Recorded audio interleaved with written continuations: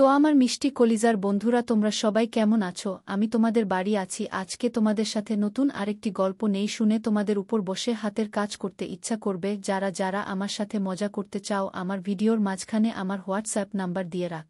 WhatsApp number যোগাযোগ করবে আমার সাথে। 2-7 তোমাদের ভাবি তো বেশি কথা বলবো না, তাড়াতাড়ি কানে হেডফোন গুজানো ভিডিওটি দেখার জন্য। তো আমি ভিডিওটি শুরু করতেছি। একটাই অনুরোধ, তোমরা যারা বিজেপি দেখেছ অবশ্যই চ্যানেলটিকে সাবস্ক্রাইব করে রাখবে, কারণ তোমরা যদি সাবস্ক্রাইব রাইভ করো তাহলে আমি অনুপ্রেরণা পাই নতুন নতুন গল্প লিখতে। ভালো লাগে তখন তোমার সাবস্ক্রাইব না কর তাহলে কিন্তু আমার গল্প লিখতে একদমই ভালো লাগে না। ও আমার নাম ছিল লিমন।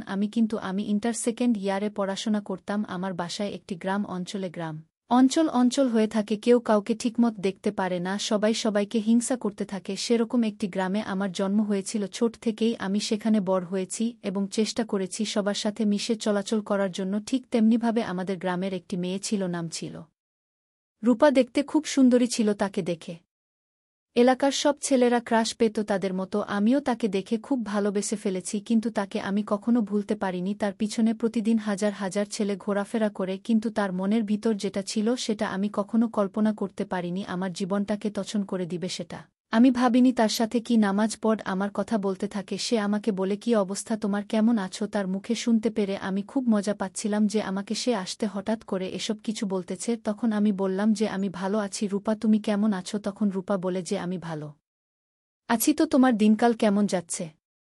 আমি বললাম যে খুবই ভালো যাচ্ছে বর্তমানে। তোর আমাকে বলে তো তুমি একদিন চলো, তোমার সাথে একদিন ঘুরতে বের হও। আমি বললাম, কি বলো তুমি আমার সাথে ঘুরতে বের হবে? আমি কি গরিব ঘরের সন্তান? আর তুমি তো তোমার লাইফস্টাইল সবকিছু অন্যরকম ভাবে চলাফেরা করো, আমার সাথে তোমাকে মানাবে না। আমার সাথে তুমি ঘুরতে যাও, মানুষ নানা রকম কথাবার্তা বলতে থাকবে। আমি চাই না আমার জন্য তোমার কোনো ক্ষতি হোক। তখন রূপা বলে থাকে, না তেমন কিছু হবে না, তোমাকে আমি যা বলেছি সেটা তুমি রাজি হয়ে যাও, না হলে কিন্তু ভালো হবে না। আমি যা করতেছি জানো তো, আমি এক কথার মানুষ।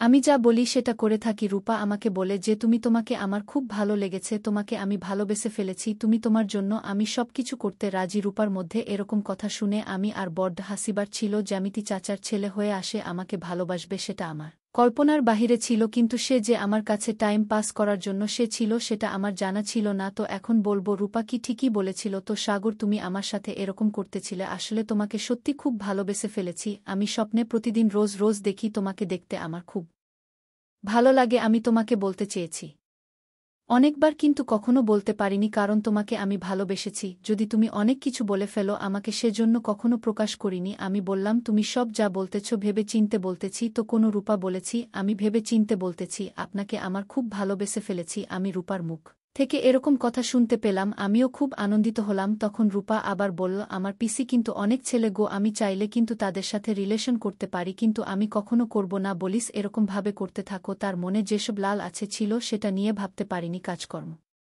করতে পারে, সেটা আমার কল্পনার বাইরে ছিলাম। তাকে নিয়ে আমি জঙ্গলের ভিতর দিয়ে হাঁটতেছিলাম। হাঁটতে হাঁটতে দেখলাম জঙ্গলের ভিতরে কি যেন একটা শব্দ হচ্ছিল। করতে পারি এরকম কথা শুনতে পেরে আমার লজ্জা পাচ্ছিল। আমার কাছে এগুলো বলার কোনো মানেই হয় না। তার রূপাকে বললাম, তুমি এসব কি বলতেছ এখন? রূপা বলে, আমি যা বলেছি সব ভালোভাবে। কতখানি কৃষক দেওয়া হচ্ছে, ওখানে গিয়ে দেখতে পারি যে আমাদের গ্রামেরই জল ঢাকা, সেখানে একটা মেয়ে নিয়ে মজা করতেছেন। প্রাণীসম্পন্ন দেখতে পেরে খুব লজ্জায় মাথা নত করে চলে আসি। তখন রূপা আমাকে বল, চন্দ্র কাকা ওখানে কি করতে চায়, চলো আমরা এটাও করি। আমি বললাম, চণ্ডী কাকা যেটা করতেছে সেটা ঠিক না। তার ফ্যামিলি আছে, সবকিছু আছে, সবকিছু থাকার পরে সে এখানে এসে অক্রম করতেছে, অন্য একটা ঘরের মেয়ে নিয়ে সেখানে অষ্টি মাস্তি করতেছে। কি করে ফেলি আমি? একটা ছেলে আমার ভিতর লোক লালসা কাজ করতেছিল। রূপার মনে যেমন লোকাল কাজ করতেছিল, সেরকমভাবে আমার মনে হয় খুব লোকাল এসে কাজ করতেছিলাম। রূপা, তো তুমি চলো আমরা একটু ভিতরে যাই। ভিতরে গিয়ে তুমি কি করবে? ভিতরে গিয়ে আমরা যা করব সেটা তুমি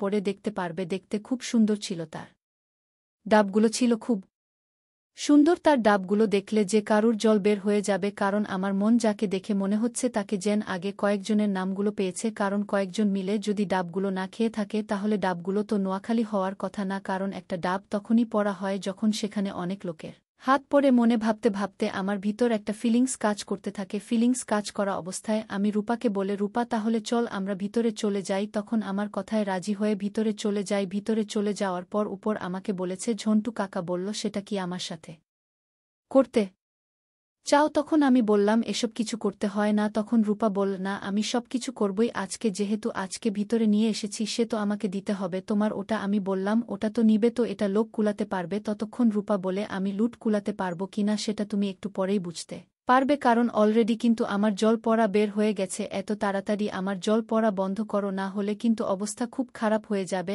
আমি বলে দিলাম তোমাকে এরকম কথা শুনতে পেলাম, আমার খুব লজ্জা হচ্ছিল। তখন সে হঠাৎ করে আমার নিচে হাত দিতে থাকে, হাত দিয়ে আমাকে প্রতিদিন রাতে কল করত, কল করে বলতে, সোনা তোমার ওই জিনিসটা আমাকে একটু দেখাও না। আমি তাকে প্রতিদিন ভিডিওগুলো থাকি ও জিনিসটা দেখাতাম। ভিডিওটি দেখানোর পরে সে খুব মজার ব্যাপার, আমি তোমার জিনিসটা ছিল খুবই সুন্দর। সে দেখত আর কি বলতে থাকত, আর এসব মনোকার্যব দেখতে আমার ও খুবই ভালো লাগতেছিল, কারণ এসব বলার কার্যকলাপ আমি জীবনে কখনো করিনি, কারো সাথে দেখতে পারিনি, কারণ মজার একটা বিষয় ছিল এগুলা। একদিন রূপাকে বললাম, রূপা তুমি যেসব মনে করতেছ সেটা কি করতেছে, তোমাকে সামনে বিয়ে হবেই, তুমি তো তোমার স্বামীর কাছ থেকে সম্পূর্ণ কিছু লুকিয়ে রাখতেছ। তোমার স্বামী যে তোমাকে বিয়ে করবে তোমার কাছ থেকে একটা কোনো কিছু পাওয়ার জন্য, একটু তুমি তো আগে এগুলো শেষ করে ফেলতেছে। তোমাকে শেষ করলে কি হবে, তোমাকে আমি দিতেছি, তুমি করতে থাকো, তার বেশি কথা বলতে হবে না। আমি যা দেই তুমি শুধু খেয়ে যাও। আচ্ছা ঠিক আছে, তুমি যতদিন দিতে পারো আমি খেয়ে যেতে পারবো। তোমাকে বলা আছে ঠিক আছে, সমস্যা নেই। আজকে রাতে আমার খুব ঘুম হচ্ছে না,